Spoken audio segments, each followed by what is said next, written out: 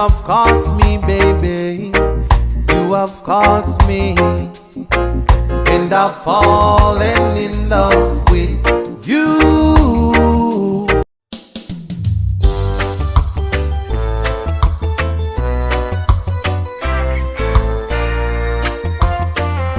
Marlon Clarke again.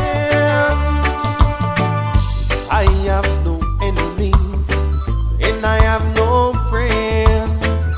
Just me, myself, and I from beginning to end. No, no, no. No, no, no, no, no, no, no.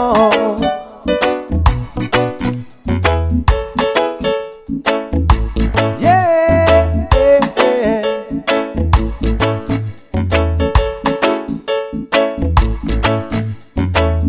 No, no.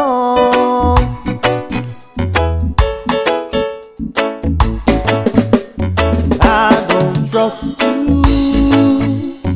I don't trust you. Welcome to ReggaeBitz&Pcs, friends.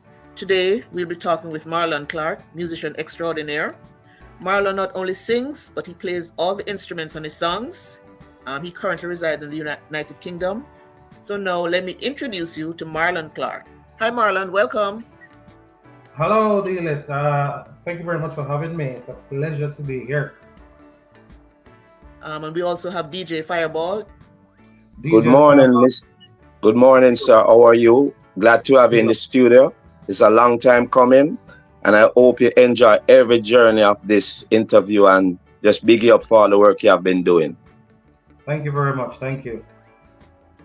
All right, Marlon, tell us a little bit about yourself, where you were born and the schools you attended. Okay, so I was born in Jamaica, in the parish of St. John.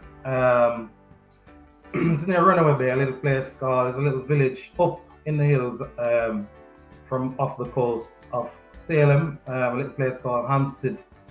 It's only a little village. So I was actually born in that village in a house up there that's still there at the moment.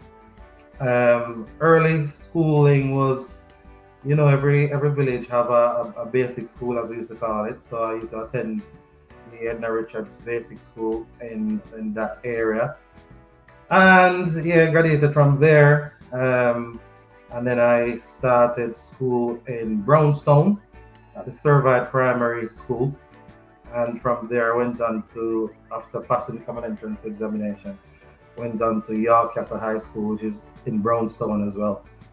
I graduated from York Castle High School, so that was my Jamaican schooling days. Okay, yeah. I know that York Castle. Yeah. All right. How did you get involved in music? Well, you know, from I was very small. I can't remember a time when I didn't like music.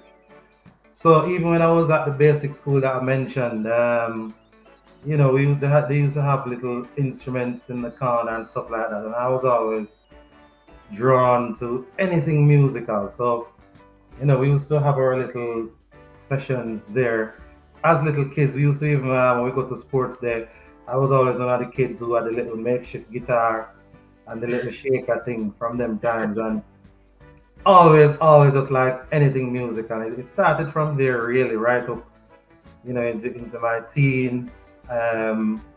Always wanted to play, always wanted to, you know, the guitar was my first love, to be honest with you, the bass guitar. Always like the sound of the bass guitar. Mm-hmm.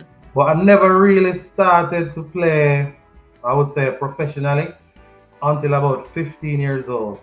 When I say professionally, I mean playing for money. Mm-hmm, right. So the first time I did that was, I was 15 years old, and it was in a steel band that was popular on the North Coast, and they recruited me. That's another story. I don't know if you want to hear it, but yeah, you can tell us. You can tell us a little bit about it. Okay, I'll tell you a little bit about that. So there's a steel band in the area. The guy who had the band, the leader, was called Mickey James.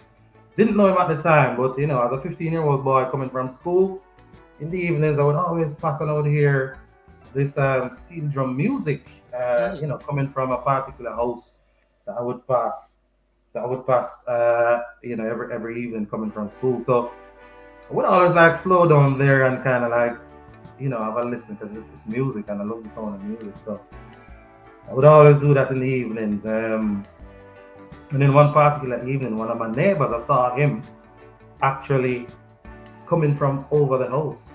And I knew him because he lived beside me, but I didn't know that he had anything to do with what was going on over there.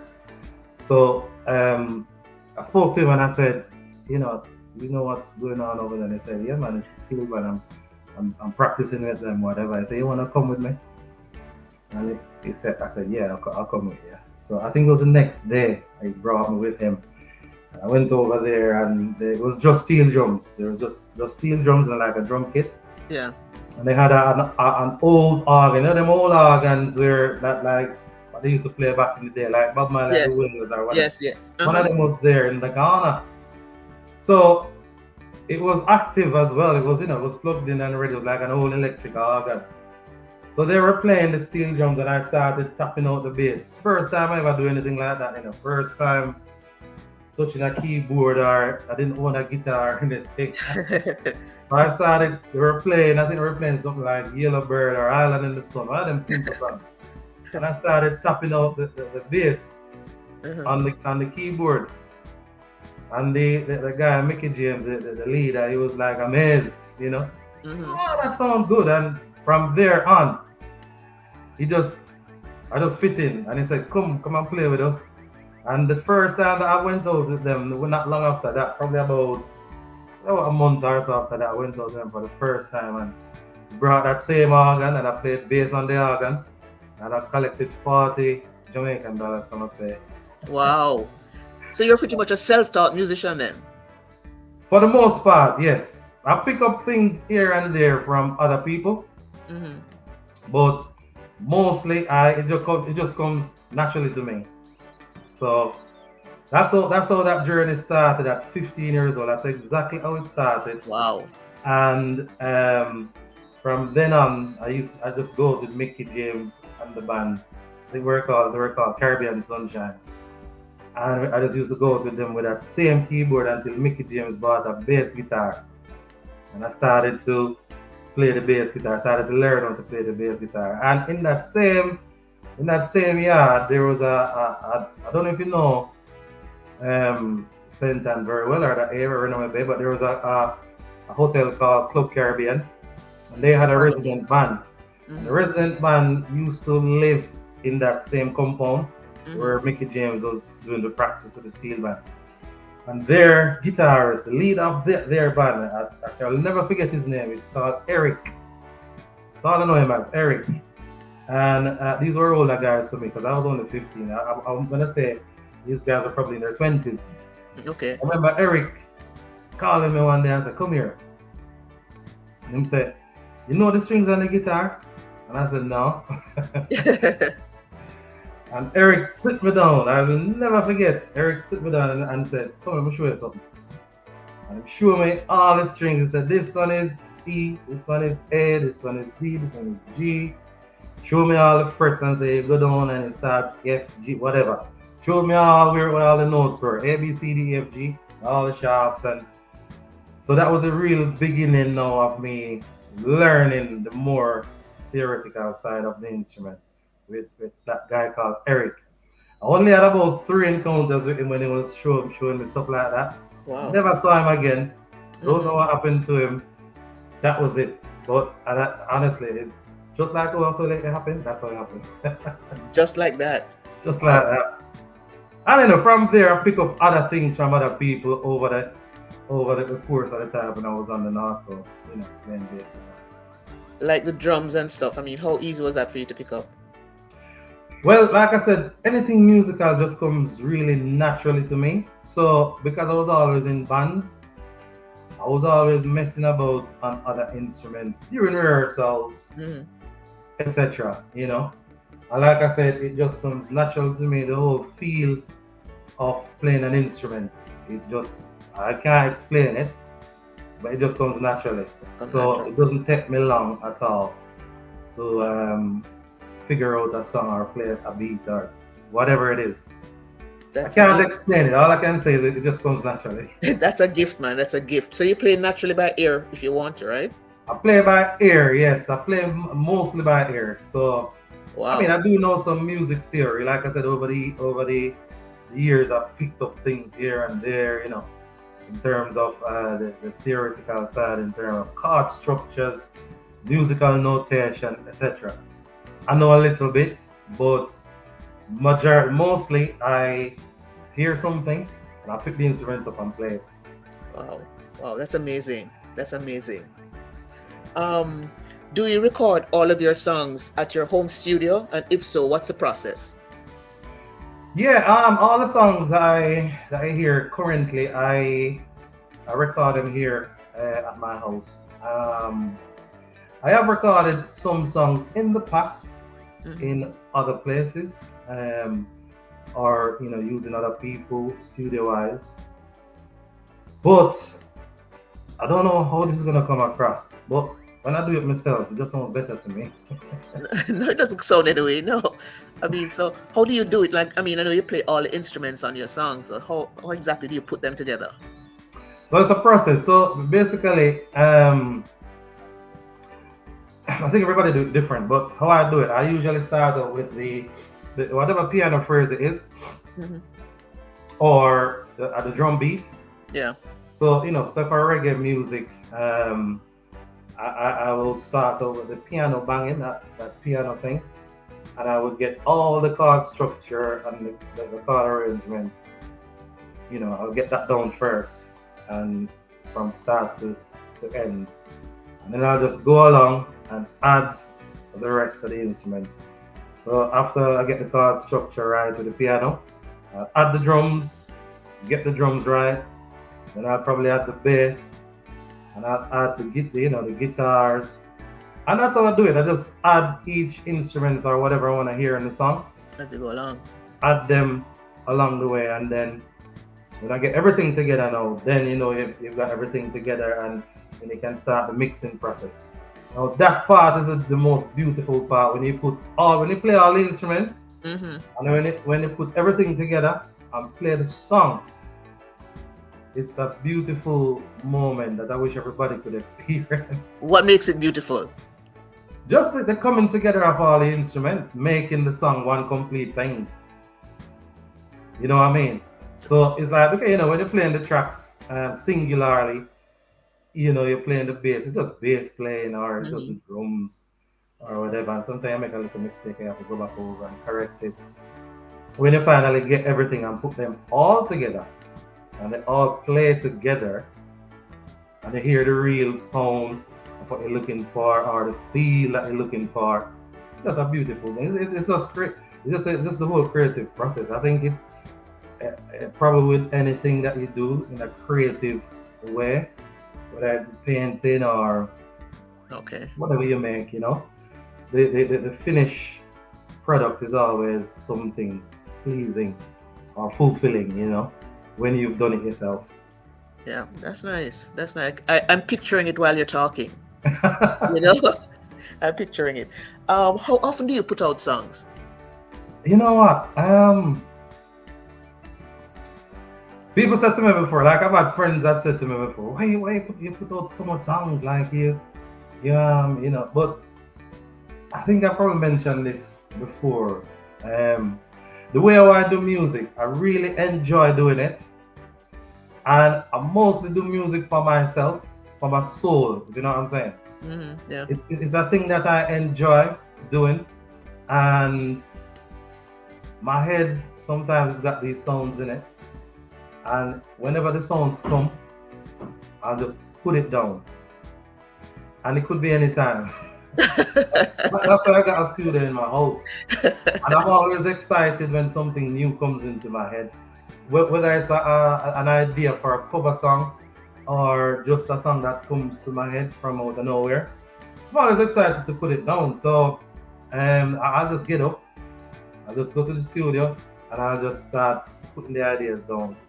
And if it comes out and it sounds good, I feel good about it, and I'll probably just put it up on social media, if I'm not doing it to please anybody or for anybody's ears, but I know occasionally if somebody likes it, a couple of people likes it, and that's all right for me.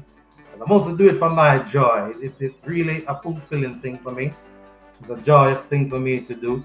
You might call it a hobby, but yeah, that's how I do it. So I could put out sometimes I'll put songs out one a week. Sometimes a month will pass and nothing will happen. But just whenever it comes to me. And you get feedback from persons when you put it out, right? I mean, saying that they like the song or songs. Yeah, I always do. In the beginning, no, it wasn't. Nobody paid any attention, but I didn't care. Because you know what? I was just amazed with technology and how you can do these things. Because I know that in the past, recording music was not like that. It takes ages to record a song, and you have to get different musicians and come and play songs and whatever, and it takes a while for it to come together. So it's always an amazing thing to me when it comes to social media and technology as it is these days, where I can do all that myself and I just play my little instrument and do my little song, do my singing, do my harmony and put them out. So I was amazed that I could just do that and put it up for potentially the world to see. Yeah. I was always doing that. And like I said, at first there was nothing, silence. But over the years, I've realized that more and more people start like catching on to what I'm doing and liking my stuff. It's always an amazing thing when I see people comment and say, "Oh my God, your voice is beautiful. I like your voice," or whatever. I don't know what they're talking about. It's always an amazing thing to me, and it's like somebody really said that about my voice. It's just my little voice. You're very humble, Marlon. You're very humble. You're very humble. I know you've done a lot of cover songs. Which has been your most successful to date? The most successful one is actually a Christmas song that I did, called Feliz Navidad. So at the moment, it's got like 7 million views on YouTube, and it's guaranteed at least 1 million views every December, and it's the biggest one that I've done. It's the one that people from all over the world have clocked on to. I've seen people dancing to it on social media. I've seen even bands covering my version because wow, really? Yeah, I've seen bands covering my version because in the beginning, I mean, the song is not my song, the lyrics aren't mine, but in the beginning of the song, everything that I said came from me. Those are mine, and I've seen bands doing the same thing, covering it just like that. So that was that's the biggest one. So I look forward to Christmas season every year because to see the numbers go up. My numbers do go up, yes, absolutely. It's amazing because every December my subscribers on YouTube go up, my views go up. Everything just happens around about that between November to January. Yeah, so I look forward to that season. And you enjoy doing covers? Any particular reason? I enjoy covers, yes, because the songs that I cover are songs that I like. So I just like to put my spin on it to see how it would sound with my vocals and in reggae, with my feel. And I also think that people will identify with you as an artist quicker from a cover song. You know what I'm saying? Yeah, no, yeah. So when you do a cover song, people will stand up more to people. People hear it quicker than if you do an original. When you do an original, like, all right, okay, whatever. But a cover song, they would have known that song, would have familiar with that song already. So clock onto it quicker. So, but personally, me, I just like every song that I do that I cover, I really like it. I just wanted to put my spin on it. Yeah, which is how Sanchez got his start too, doing cover songs, other than singing in church, but doing cover songs. Yeah. And UB40. And UB40. A few artists have made it big from doing cover songs. There's nothing wrong with cover songs, but some people might be against it. Say, oh, do your own song. But like I said, it's okay doing your own songs, but cover songs, I think you can identify quicker with the people, or the people hear you, quicker. Yeah. Have you written any original material? I have written some original songs over the years, one or a few, yeah. But like I said, the cover songs get noted quicker than any cover. Cover songs are the cover songs get noted quicker than the originals. It's very difficult to do a good original song. It really is a difficult thing, and I take my hat off to all the people who do really. You have some songs that are really good songs, original songs. Yeah, it's not an easy thing to do, but you've got some songs that some original songs that you hear it one time and you just can't resist it, and those are the songs that become massive hits. That I'm gonna say one of them, that My Girl. It is one of them songs, that everybody knows, and it's stand the test of time over the years, and even today, you can play that song anywhere and people sing along to it. Yeah, I've noticed that you've done Midnight Train to Georgia. Yes. Another one of my favorites. Like I said, the covers that I do are the songs that I've loved over the years. And yeah, I just try to put my spin on it. I noticed also that you posted Tricks about 2 days ago. Is that an original? That is a brand new original song, yeah. Very nice. Very, very nice. I like it. Oh, thank you. I've not got much feedback from that one as yet. Because like I said, the originals, people are like, okay. Yeah. And it's nice. It's really nice. And I like how you spell Tricks, Trixx. Yes. So what prompted that song? I mean, where did you get the idea from? Right. Do you want the truth? Yeah, I know what the song is about. Yeah, I want the truth. I'm gonna tell you the truth. Yeah, I want the truth. Yeah. A friend of mine. Okay? Yeah. And me and him talk a lot. And he likes this girl. And but she's always sort of like evading him, or making plans with him or whatever. And then she just like back out or what, you know the deal. Mm-hmm. So I was just thinking about what he was telling me and the situation with him, and all those lyrics was coming to my head. It's not about me. It's about him. It was and I told him it was about him. And my friend, if you watch this, it's not you. The other guy. It was my other friend. Right? So that's where that came from. It's a nice song though. It's really nice.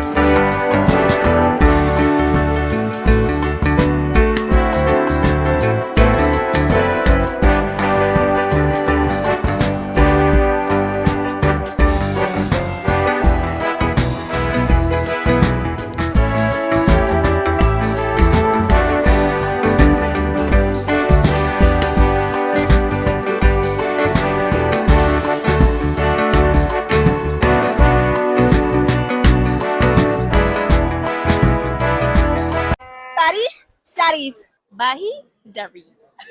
Je vais à Paris. Paris, j'arrive. J'arrive. Paris, j'arrive. Paris, j'arrive. Paris, j'arrive. Paris, j'arrive. Paris, j'arrive. Paris, j'arrive. Je vais à Paris. Je vais à Paris. This is Marlon Clarke representing for ReggaeBitz&Pcs. Coming to you near or far, brothers and sisters, nephews and nieces. Educational, informative, always giving you what is what about our history and music. Big up!